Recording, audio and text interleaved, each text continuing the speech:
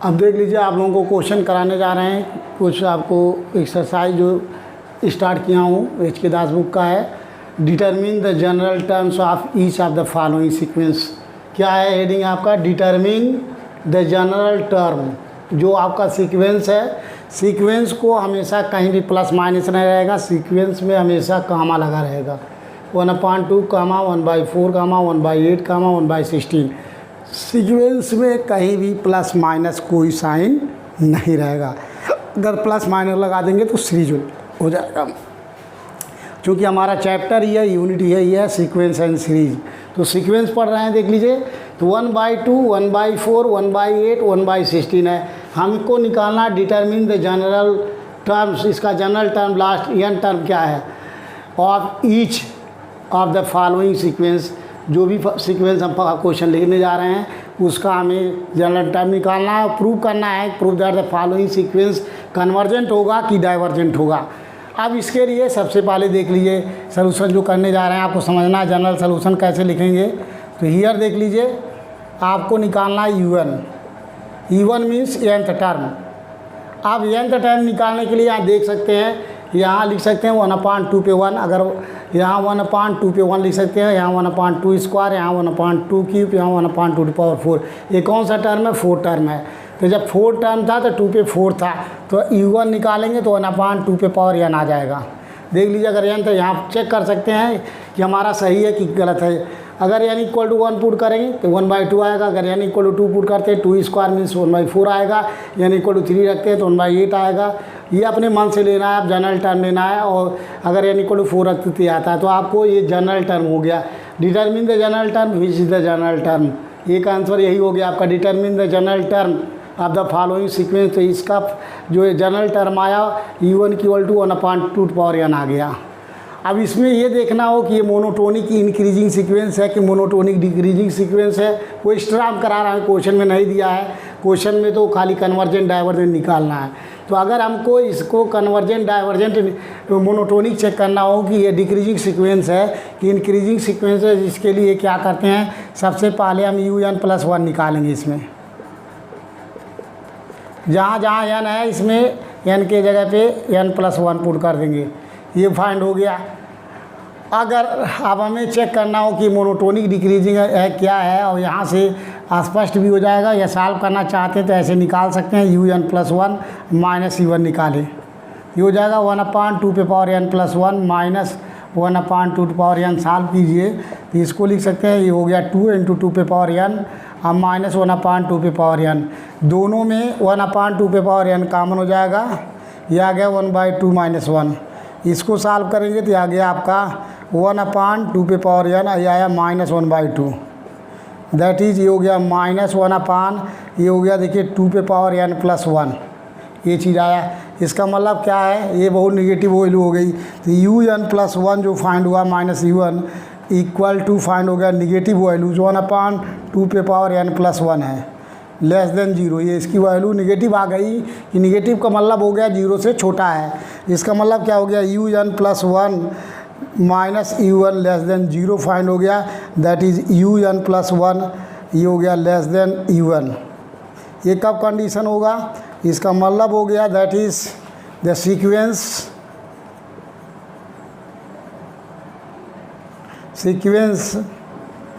U1 is decreasing sequence या monotonic. The sequence U1 is monotonic decreasing sequence, is monotonic decreasing sequence. ये answer हो गया।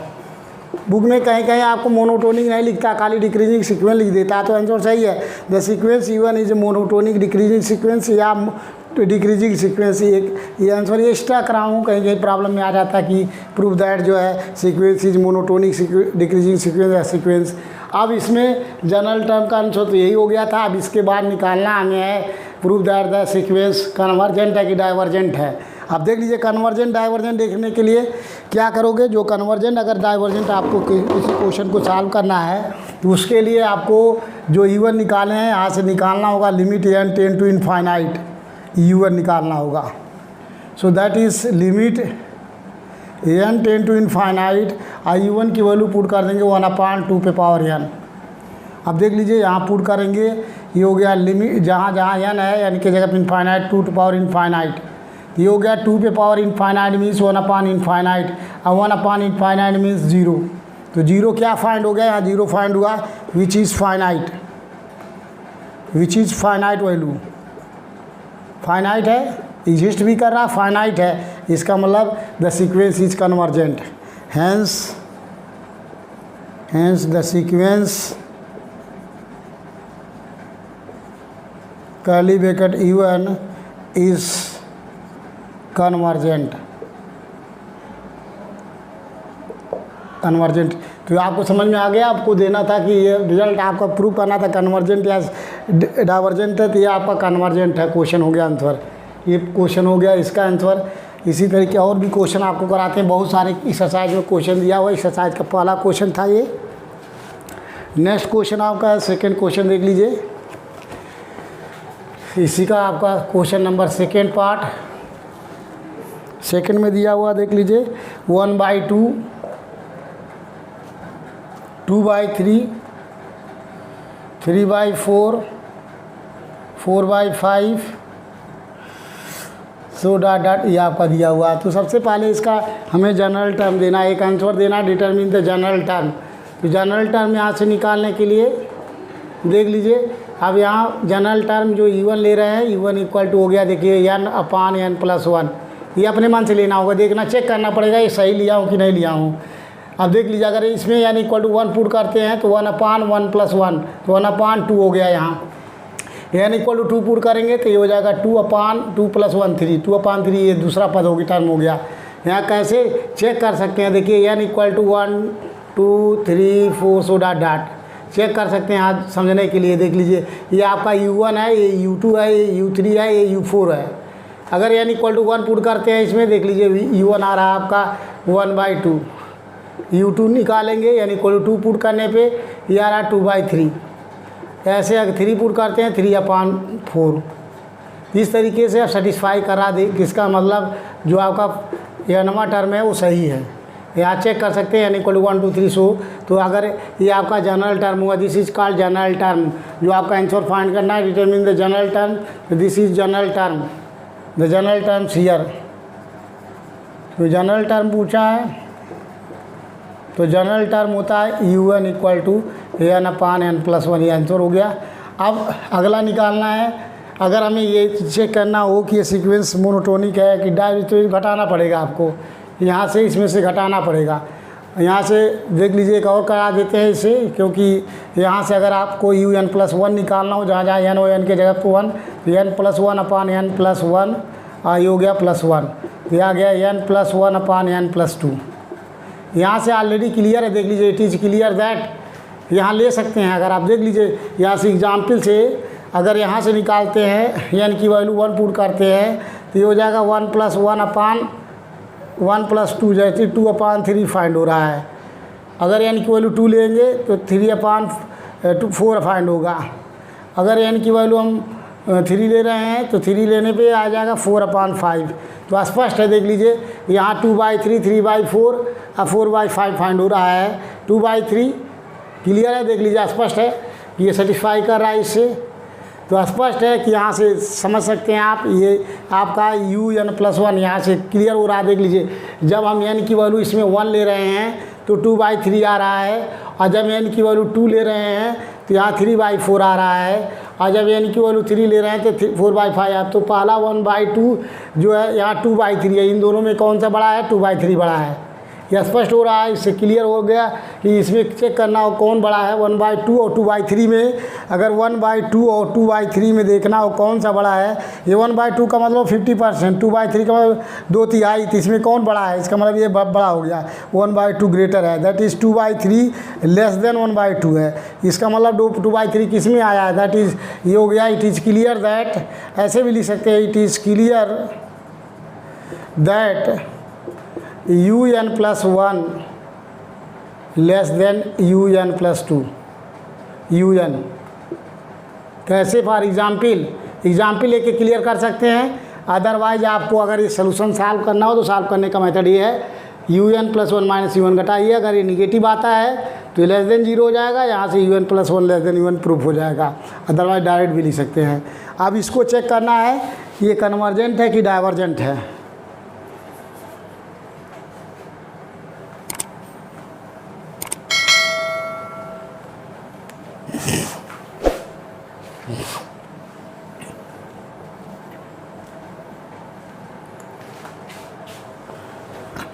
अब इसके लिए देख लीजिए कन्वर्जेंट डाइवर्जेंट के लिए जो आपका लिमिट है, यहाँ से देखने के लिए लिमिट निकालते हैं, N tend to infinite E one निकालिए।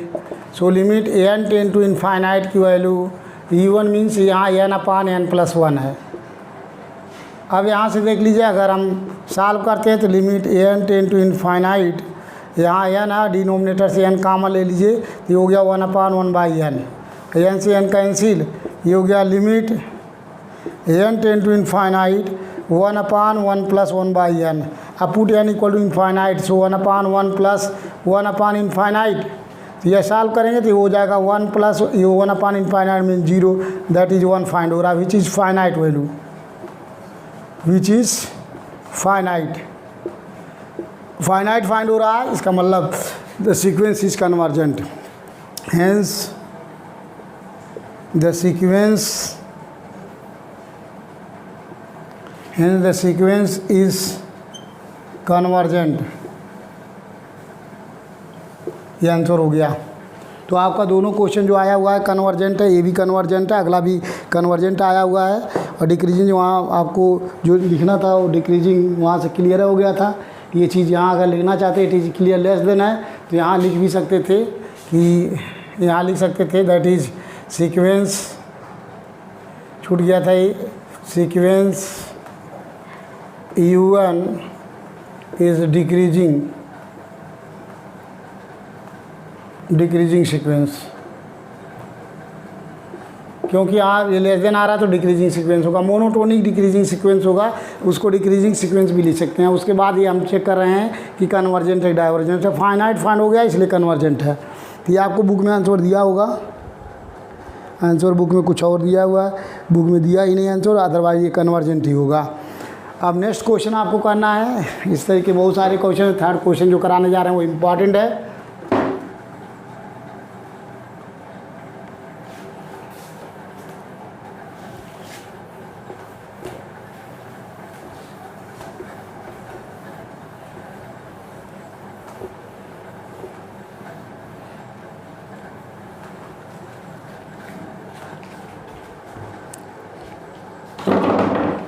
थर्ड क्वेश्चन देख लीजिए क्या है आपका important, most important, plus one minus one plus one minus one, ये आपका है plus one minus one plus one minus one plus one minus one, ऐसे आपको टर्म्स सारे हैं। ये आपका सीक्वेंस दिया हुआ है, आपको इसका जनरल टर्म निकालना देख लीजिए।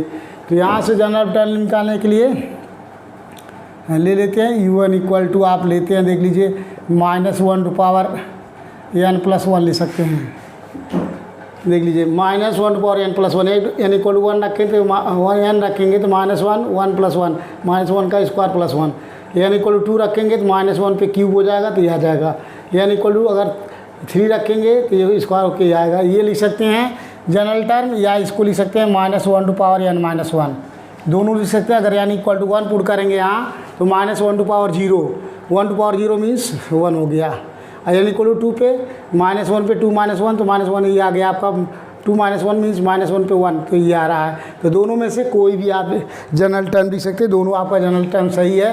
Which is general term, which is general term,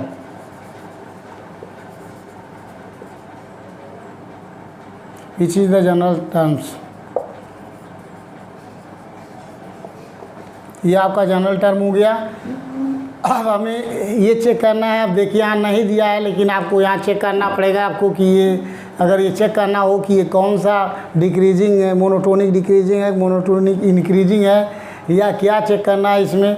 तो इसमें देख लीजिए अगर हम यहाँ से निकाल सकते हैं, un निकाला हूँ तो यहाँ से अगर un प्लस वन निकालते हैं तो देख लीजिए माइनस वन जहाँ जहाँ n है इसमें n के जगह पे n प्लस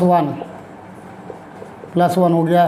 तो इसको लिख सकते हैं माइनस वन टू पावर इसको n+1 लिख सकते हैं इंटू -1 लिख सकते हैं। तो आ गया माइनस इंटू -1 आ गया। देख लीजिए un+1 की वैल्यू ये आया। और यहाँ un की वैल्यू अगर इन दोनों में से सब्सट्रेट कर सकते हैं, चेक कर सकते हैं। देख लीजिए अगर un+1 माइनस u1 निकालते हैं तो ये हो गया आपका -1/n+1 और ये हो गया माइनस u1 की वैल्यू हो गई -1/n+1। दोनों में से सब्सट्रेट कर दीजिए -1/n+1 इस कॉमन लेंगे तो यहाँ -1 हो गया, यहाँ -1 तो ये आ गया आपका -2 -1/n+1। ये चीज़ फाइंड हुआ। आप देख लीजिए ये दोनों वैल्यू निगेटिव यहाँ से, यहाँ जो u1 की वैल्यू है -1/n+1 है और यहाँ -2 है, तो इसका मतलब ये <0 आ गया यहाँ। इसका मतलब क्या हुआ un+1 minus u1 <0। Negative value आया -2 समथिंग, तो सेम टू सेम चीज़ है लेकिन -2 आ रहा है तो ये <0 हो गया आपका। इसका मतलब हो गया कि un+1 u1। इसका मतलब hence the sequence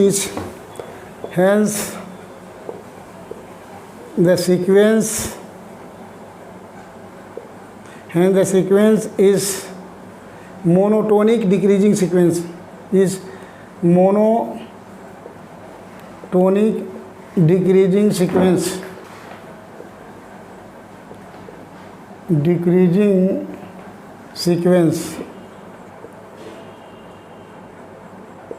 monotonic decreasing sequence आ गया।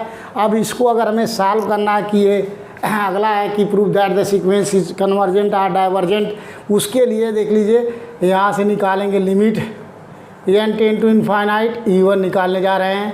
सो देख लीजिए limit n tend to infinite u1 means -1/n+1, ये चीज़ हो गया। अब यहाँ देख लीजिए अगर सपोज n की वैल्यू हम इसको लिख सकते हैं -1/∞, ये चीज़ limit n tend to infinite -1/n+1। अब यहाँ भी दो कंडीशन है कि n की वैल्यू आड है कि इवन है। यहाँ डिस्कस करना पड़ेगा कि आड नंबर है कि इवन नंबर है, उस केस में यहाँ से डिस्कस होगा। या यहाँ आपको आड और इवन के केस में डिस्कस करके लिखना पड़ेगा, क्योंकि यही कि क्या चीज़ है वैसे ही आपको डिस्कस होगी।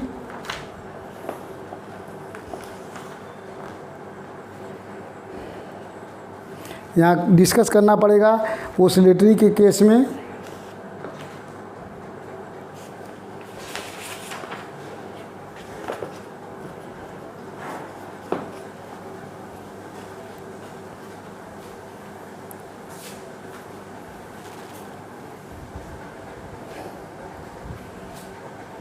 अगर यहाँ limit n tend to infinite -1/n+1 निकालना चाहते हैं तो देखते हैं क्या आता है। इसको अगर हम सॉल्व करते हैं n टेंड टू इनफाइनाइट, यहाँ से देख लीजिए अगर इसको हम लिख सकते हैं equal to limit n tend to infinite, ये चीज़ हो गया। यहाँ लिख सकते हैं -1/1 और -1/n लिख सकते हैं आप, इसको लिख सकते हैं। तो माइनस ये बाहर हो गया, लिमिट हो गया आपका n टेंड टू इनफाइनाइट, ये आ गया आपका -1/n। अब n इक्वल टू इनफाइनाइट तो माइनस यहाँ ही है। अब यहाँ -1/n माइनस इसको लिख सकते हैं, ठीक है, -1/∞ माइनस यहाँ ये ऑलरेडी है और फिर लिख सकते हैं -1/∞। -1/∞ मीन्स ये हो गया आपका -1 का पावर इनफाइनाइट है, उसकी वैल्यू क्या होगी, ये 1 पे कोई भी संख्या लिख दें। 1 मीन्स 1 को चाहे 10 बार मल्टीप्लाई करें, चाहे 100 बार मल्टीप्लाई करें, चाहे कुछ भी बार मल्टीप्लाई करें, इसकी वैल्यू आपको हमेशा 1 ही होगी। तो -1 हो जाएगा यहाँ से। इसकी वैल्यू -1/∞ मीन्स 1, या 1/∞ मीन्स 1, क्योंकि किसी भी संख्या के ऊपर जब 1 है, 1 को कितने भी बार अगर ये 1 पे n रहेगा, ये 1 पे n ही है। -1 पे क्या चीज़ है, 1 पे n है। -1 को n बार मल्टीप्लाई करेंगे तो -1 तो मल्टीप्लाई करेंगे तो कितना आएगा, -1 अगर आड इवन पे क्लियर है कि आड नंबर है कि इवन नंबर है, तो 2 नंबर पे क्लियर होगा। तो यहाँ अगर मान लीजिए आड नंबर आता है, n की वैल्यू आड है, इवन पे डिक्लियर होगा। तो चूँकि यानी इनफाइनाइट है, क्लियर नहीं हो रहा, इसलिए इसकी वैल्यू हमेशा 1 होगी। आड इवन पे तो अलग हो जाएगा, अगर इवन है तो 1 आएगा और आड है तो -1 आएगा, लेकिन आड इवन क्लियर नहीं है और माइनस यहाँ ऑलरेडी है तो ये -1 हो गया। इसी तरीके से ये -1 आ रहा है यहाँ। वैसे एक्चुअली में 2 तरीके से इसको डिस्कस कर सकते हैं। यहाँ -1 आया, यहाँ डायरेक्टली एक फार्म में आंसर मत दीजिए, बल्कि आपको इसको 2 फार्म में दीजिए। यहाँ से आपको यहीं से अलग कर रहे हैं, देख लीजिए, इतना सिंप्लीफाई जाने की जरूरत नहीं है। यहाँ से 2 कंडीशन देखिए, 2 कंडीशन होगा। पहला कंडीशन होगा, देख लीजिए, n इक्वल टू तो इनफाइनाइट होगा ही। अगर n की वैल्यू मान लीजिए इवन है, n की वैल्यू आड है, आड पे ये हो जाएगा, आड अगर है तो 1। इफ़ n इज आड, ठीक है। इफ़ n इज इवन है तो 2 + 1 -1। इफ़ n इज इवन, तो अगर n is odd number, n is even number, तो अगर आड नंबर है तो limit n tend to infinite even की वैल्यू +1 आ रहा है। अगर इवन नंबर है तो -1 आ रहा है। तो देख लीजिए, चूँकि जो limit n tend to infinite की वैल्यू, ये तो दोनों फाइनाइट तो है बट दोनों यूनिक नहीं है। Limit does not exist, the limit does not exist, the sequence does not exist, the limit does not exist, does not exist and hence. अब देख लीजिए, दोनों फाइनाइट आया और डिफरेंस है। इसका मतलब the limit does not exist, मतलब क्या हो गया कि जो सीक्वेंस है ना तो कन्वर्जेज हो रहा है टू ए फाइनाइट हो रहा है, लेकिन converges to finite nor diverges to plus infinite to minus infinite. भाई दोनों फाइनाइट आ रहा है, लेकिन ये नॉट यूनिक है, यूनिक नहीं है। अगर ये यूनिक दोनों होता तो कन्वर्जेंट हो जाता, तो limit does not exist. Hence ये सीक्वेंस E1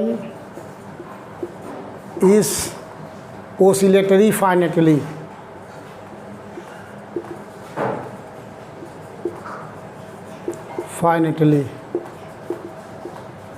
ओसिलेटरी फाइनेटली क्यों हो रहा है? क्योंकि फाइनाइट नंबर है, दोनों डिफिनेट, यहाँ दोनों डिफरेंट है। सेम अगर होता तो कन्वर्जेंट हो जाता, दोनों सेम नहीं है, इसलिए आपको ओसिलेटरी फाइनेटली है। अगर ये दोनों, ये इनफाइनाइट माइनस इनफाइनाइट होता तो ये ओसिलेटरी, ये इनफाइनेटली हो जाता यहाँ। तो ये फाइनाइट के नाते से वो ओसिलेटरी फाइनाइटली हुआ है। अगर यहाँ फाइनाइट होता इनफाइनाइट, यहाँ भी इनफाइनाइट होता तो ओसिलेटरी इनफाइनाइट हो जाता। ये आपका हुआ आंसर। अब आप एक और क्वेश्चन आपको कराते हैं, ये इम्पॉर्टेंट क्वेश्चन है, most important question. Oscillatory sequence find हुआ है और ये भी फाइनेटली ओसिलेटरी फाइनेटली सीक्वेंस फाइंड हुआ है। नेक्स्ट क्वेश्चन एक और कराते हैं।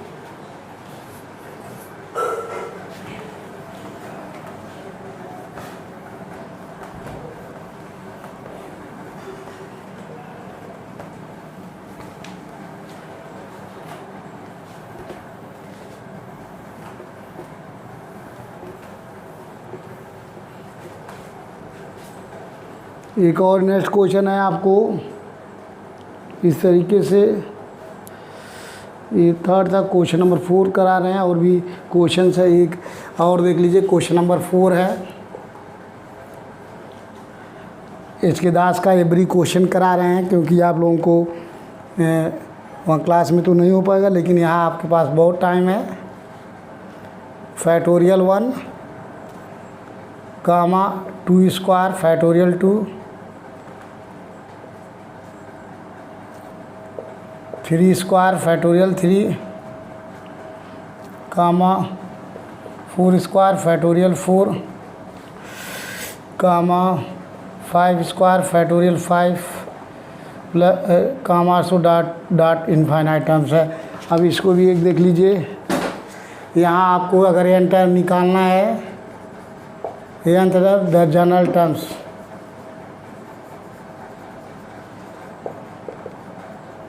The general term means E1, तो जनरल टर्म निकालेंगे, देख लीजिए 1 स्क्वायर, पहले टर्म में 1 स्क्वायर अपान फैक्टोरियल 1 है, 2 दूसरे में 2 स्क्वायर है, हमेशा स्क्वायर है, तो ये हो गया देख लीजिए n का square upon factorial n। If n equal to 1 then first term, n equal to 2 second term, n equal to 3 third terms. ये आपका फाइंड हो गया n square upon factorial n, ये आपका जनरल टर्म फाइंड हो गया। ठीक है, अब यहाँ से आपको हमें चूँकि सब में जनरल टर्म निकालना, कन्वर्जेंट डाइवर्जेंट निकालना है, तो यहाँ भी आपको कन्वर्जेंट डाइवर्जेंट निकालने के लिए यहाँ से सबसे पहले हम लिखेंगे limit n tend to infinite, यहाँ से निकाल लीजिए आपको un इक्वल टू लिमिट हो गया आपका n टेंड टू इनफाइनाइट, ये हो गया n square upon factorial n। अब यहाँ से थोड़ा सा आपको सिंप्लीफाई करनी है, अभी नहीं पुट करना है। यहाँ से लिमिट ये हो गया आपका n टेंड टू इनफाइनाइट, ये हो गया लिख सकते हो n स्क्वायर n अपान n into factorial n minus 1 लिख सकते हैं। एक n का पावर यहाँ कैंसिल हो गया, ये आ गया आपका limit n tend to infinite n upon factorial n minus 1। ठीक है, अब यहाँ से अगेन अगर limit n tend to infinite, यहाँ ऊपर n है इसलिए यहाँ अगर n माइनस 1 करें प्लस 1 कर लें, जोड़ लें और घटा लेते हैं, फैक्टोरियल n माइनस 1 हो गया। अलग अलग टर्म करेंगे, so limit n tend to infinite, ये हो गया आपका अलग अलग टर्म करेंगे तो यहाँ हो गया देखिए n माइनस 1 बटे फैक्टोरियल n माइनस 1, अब प्लस हो गया 1 अपान फैक्टोरियल n माइनस 1। तो दैट इज़ ये हो गया आपका कैंसिल हो गया, लिमिट हो गया आपका n टेंड टू इनफाइनाइट, ये हो गया n माइनस 1, और इसको लिख सकते हैं n minus 1 into factorial n minus 2 plus 1 अपान फैक्टोरियल n माइनस 1। यहाँ से इसको कैंसिल कर दिया। अब जहाँ जहाँ n है n के जगह पे इनफाइनाइट पुट करेंगे, तो देख लीजिए ये हो गया 1 अपान n के जगह पे इनफाइनाइट पुट करेंगे, तो ये हो गया फैक्टोरियल इनफाइनाइट प्लस 1 अपान फैक्टोरियल इनफाइनाइट। तो 1 अपान इनफाइनाइट मीन्स 0, ये हो गया 0 plus 0 equal to 0, which is finite value, which is finite value find हो गई, विच इज़ फाइनाइट, तो which is finite, hence the